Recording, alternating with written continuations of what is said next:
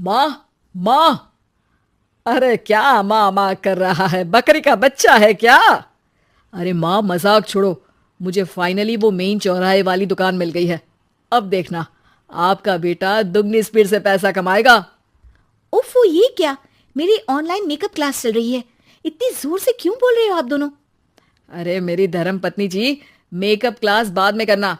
वो चौराहे वाली दुकान मिल गई है हमको। अरे वाह!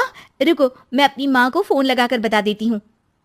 अरे मैं भी अपने रिश्तेदारों को बता देती हूँ। कितनी खुशी की बात है। हाँ हाँ, मैं भी अपने दोस्तों को बता देता हूँ। 1 हफ्ते बाद रजिस्ट्री है।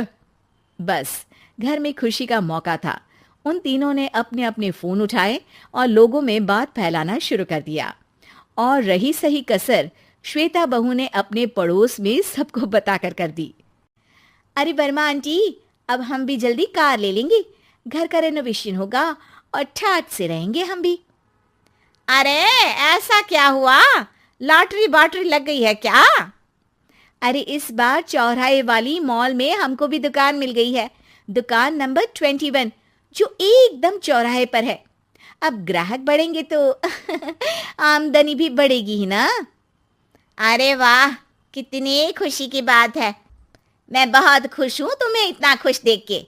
बाकी एक बात कहूँ, सबको मत बताते फिरना। किसी की नजर लग जाएगी तो खुशी की खबर वापस लौट जाएगी। हैं? ऐसे थोड़ी ना होता है। अब डरा रही हो? अरे सही कह रही हूँ। काली नजर कहते हैं इस चीज को, जब आप किसी को कुछ बताओ और वो काम बिगड़ जाए। अरे लेकिन मैं तो। तुमने सबको बता दिया ना? हाँ, फोन लगा लगा के। अब बच के रहना। काली नजर बड़ी खतरनाक होती है। श्वेता इतनी खुश रहती है कि वो वर्मा आंटी की बात पर ध्यान ही नहीं देती, जबकि पड़ोस में और भी लोगों से खुशी की खबर शेयर करती रहती है। अगले दिन राजेश बहुत दुखी होकर घर आता है। अरे बेटा, क्या हुआ? मुंह क्यों सूजा हुआ है? मधुमक्खी ने काट लिया क्या? माँ, वो दुकान किसी और के पास चली गई। किसी ने ज्यादा भाव लगा दिया। अरे पर बात तो आपसे हुई थी ना उस दुकान वाले की। हाँ, आज मैं टोकन अमाउंट देने गया था, तब मुझे पता चला। कोई आकर सुबह मुझसे पहले ही ज्यादा अमाउंट दे गया। काली नजर। क्या? क्या कहा? वर्मा आंटी ने समझाया था कि किसी को बताना मत, वरना काली नजर लग जाएगी। अच्छा, तुम्हें उनकी बात मान लेनी चाहिए थी। उनकी बात मान लेती, लेकिन उसके पहले ही सबको बता चुके थे ना हम तीनों। अरे अगली बार से ध्यान रखेंगे। कोई भी नई चीज होगी तो किसी को नहीं बताएंगे। तीनों कुछ दिन ऐसे ही रहते हैं, पर एक दिन श्वेता को एक मेल आता है। राजेश, मेरा ऑनलाइन मेकअप कोर्स कंप्लीट हो गया। अब मैं खुद का पार्लर खोल सकती हूँ। अरे वाह, अपने मोहल्ले में ही खोलते हैं। ये जो घर के सामने दुकान है ना, वहीं। हाँ, यहाँ सस्ती भी मिल जाएगी। अगले दिन श्वेता वर्मा आंटी के पास जाती है, मिठाई का डब्बा लेकर। अरे आओ आओ, कैसे आना हुआ? जोर से नहीं बोलूंगी। वो सामने वाली दुकान है ना, वहां मैं अपनी पार्लर की दुकान खोलने वाली हूँ। उसकी मिठाई है। अरे वाह, बहुत बधाई हो तुमको। हाँ, मैं कमाने लगूंगी तो राजेश पर पूरे घर का बोझ नहीं रहेगा ना आंटी जी। ये तो है। पर ये बता कि तूने ये बात किसी और को तो नहीं बताई ना? अरे नहीं नहीं, पिछली बार गलती कर दी थी। काली नजर लगी किसी की और राजेश के हाथ से वो दुकान चली गई थी। सबको मत बताना। चलो मैं चलती हूँ, कल दुकान की बात करने भी तो जाना है। अगले दिन श्वेता दुकान के लिए मालिक से बात करने जाती है। अरे लेकिन दुकान तो हम कल रात को ही किसी को दे चुके हैं। कल ही? हाँ, कल ही। 2 दिन बाद कोई यहाँ पार्लर भी खोल लेगा। अब कहीं और दुकान देख लीजिए। अरे पर हमको भी तो पार्लर ही खोलना था। हाँ भाई, ये एक ही दुकान है, आधी आधी तो नहीं दे सकता ना मैं। राजेश और श्वेता घर पर हताश होकर आ जाते हैं। इस बार तो किसी को बताया भी नहीं था, अब किसकी काली नजर लग सकती है? सुनो, तुमने माँ को बताया था क्या? अरे कैसी बात कर रही हो? माँ की नजर थोड़ी ना लगेगी।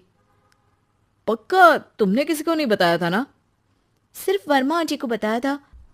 उन्होंने ही मुझे किसी को नहीं बताने को कहा। अरे यार, तुम भी सही हो।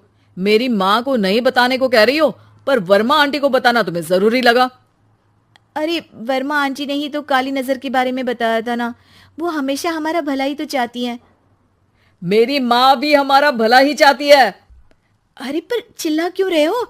बात नहीं कर सकते क्या आराम से? नहीं आता वो आराम से बात करना, और करना भी नहीं चाहता हूं मैं। दुकान जाने का दुख गुस्से में बदल गया था और राजेश और श्वेता में बात बंद हो गई थी। 2 दिन बाद मोहल्ले में पार्लर का इनॉग्रेशन हुआ, जिसमें मोहल्ले के सभी लोगों को बुलाया गया, पर श्वेता, राजेश और माँ नहीं जाते। माँ, अंदर आ जाओ, क्या देख रही हो? अरे नया पार्लर देख रही हूं अपने आंगन से। देखो, माँ को दूसरे का सुख देखने में कितना मजा आ रहा है। मेरा दुख नहीं दिख रहा इन्हें। यहाँ मेरा पार्लर भी तो हो सकता था। अरे चुप रहो यार, हर बात में लड़ाई क्यों ढूंढ रही हो? राजेश और श्वेता फिर बहस करने लगते थे। तभी माँ ने दोनों को बाहर बुलाया। अरे जरा देखो तो, दुकान चलाने वाले का बोर्ड पर नाम क्या लिखा है?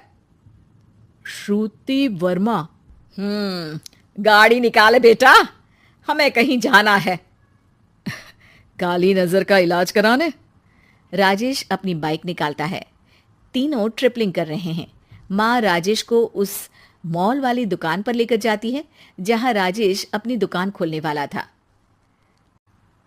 यही दुकान लेना चाहता था ना तू? हाँ, पर इनको भी दुखी करने लेकर आई हो क्या यहाँ पर दुकान दिखाकर? वहां काफी नहीं था? अरे श्वेता, थोड़ा सब्र रख, अभी पता चलेगा कि हम यहाँ क्यों आए हैं। बता, इस दुकान चलाने वाले का नाम क्या है? अनुपम वर्मा। कुछ समझ में आया? वो दुकान वाली श्रुति वर्मा, ये दुकान वाला अनुपम वर्मा, और हमारे पड़ोस में हमने उस दुकानों के बारे में बताया किसको था? वर्मा आंटी को। मतलब वर्मा आंटी ही हमारा काम बिगाड़ रही है? नहीं नहीं, ऐसा नहीं हो सकता, ये बस इत्तेफाक है। राजेश अपना फोन निकालता है और श्रुति वर्मा और अनुपम वर्मा के नाम फेसबुक पर सर्च करता है, जहां ये दोनों ही वर्मा आंटी के रिश्तेदार होते हैं। श्वेता को समझ में आ जाता है कि वर्मा आंटी की ही नजर काली नजर है। अब क्या करना है? कोई भी खुशी की खबर हो तो काली नजर से बचना है, यानी वर्मा आंटी से बचना है। अरे पर मुझे ये समझ में नहीं आया कि वो हमारे साथ ऐसा क्यों करेंगी। अरे बेटा, एक सीख है, दूर के आदमी को आपकी तरक्की से कम परेशानी होगी, पड़ोसी को ज्यादा। दोनों माँ की बात में हामी भरते हैं और अगला काम चुपचाप करने की कसम खाते हैं, ताकि आगे से वर्मा आंटी कोई काम ना बिगाड़ सके।